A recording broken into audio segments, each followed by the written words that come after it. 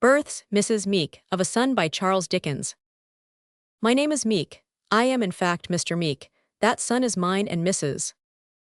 Meek's. When I saw the announcement in the Times, I dropped the paper. I had put it in myself and paid for it, but it looked so noble that it overpowered me. As soon as I could compose my feelings, I took the paper up to Mrs. Meek's bedside. "Maria Jane," said I allude to Mrs. Meek, "you are now a public character." We read the review of our child several times with feelings of the strongest emotion, and I sent the boy who cleans the boots and shoes to the office for 15 copies. No reduction was made on taking that quantity.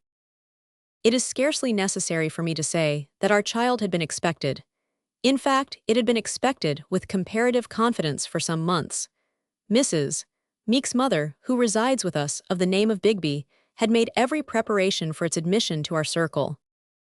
I hope and believe I am a quiet man. I will go farther. I know I am a quiet man.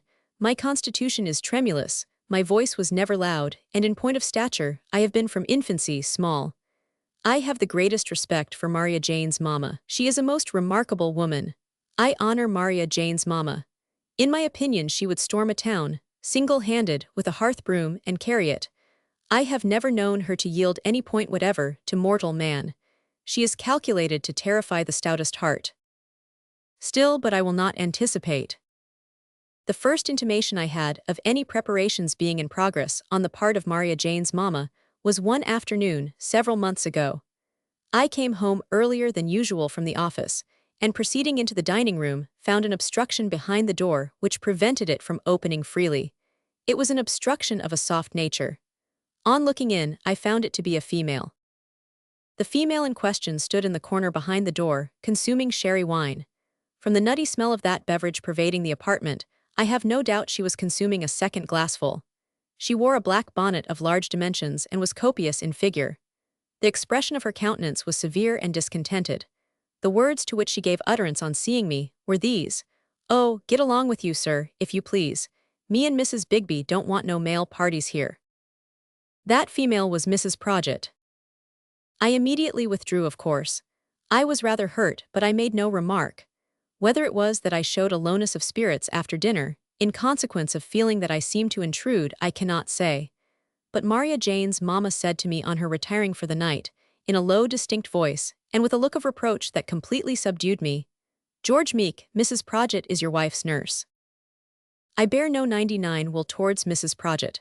Is it likely that I, writing this with tears in my eyes, should be capable of deliberate animosity towards a female, so essential to the welfare of Maria Jane? I am willing to admit that fate may have been to blame, and not Mrs. Prodgit. But it is undeniably true that the latter female brought desolation and devastation into my lowly dwelling. We were happy after her first appearance, we were sometimes exceedingly so, but whenever the parlor door was opened and Mrs. Prodgit announced, and she was very often announced, misery ensued. I could not bear Mrs. Prodgit's look. I felt that I was far from wanted and had no business to exist in Mrs. Prodgit's presence. Between Maria Jane's mamma and Mrs.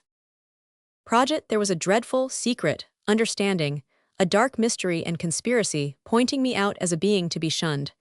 I appeared to have done something that was evil. Whenever Mrs. Prodgit called after dinner, I retired to my dressing room, where the temperature is very low indeed in the wintry time of the year, and sat looking at my frosty breath as it rose before me, and at my rack of boots. A serviceable article of furniture, but never, in my opinion, an exhilarating object. The length of the councils that were held with Mrs. Prodgit under these circumstances, I will not attempt to describe. I will merely remark that Mrs. Prodgit always consumed sherry wine while the deliberations were in progress, that they always ended in Maria Jane's being in wretched spirits on the sofa, and that Maria Jane's mamma always received me, when I was recalled, with a look of desolate triumph that too plainly said, "Now, George Meek, you see my child Maria Jane, a ruin, and I hope you are satisfied." I pass, generally, over the period that intervened between the day when Mrs. Prodgit entered her protest against male parties, and the ever-memorable midnight when I brought her to my unobtrusive home in a cab, with an extremely large box on the roof, and a bundle, a bandbox, and a basket, between the driver's legs. I have no objection to Mrs. Prodgit, aided and abetted by Mrs. Bigby, who I never can forget is the parent of Maria Jane, taking entire possession of my unassuming establishment. In the recesses of my own breast, the thought may linger that a man in possession cannot be so dreadful as a woman, and that woman Mrs. Project, but I ought to bear a good deal, and I hope I can and do. Huffing and snubbing prey upon my feelings, but I can bear them without complaint. They may tell in the long run. I may be hustled about from post to pillar beyond my strength. Nevertheless, I wish to avoid giving rise to words in the family.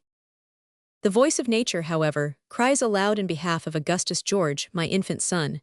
It is for him that I wish to utter a few plaintive household words. I am not at all angry. I am 1449, but miserable. I wish to know why, when my child, Augustus George, was expected in our circle, a provision of pins was made, as if the little stranger were a criminal who was to be put to the torture immediately, on his arrival, instead of a holy babe.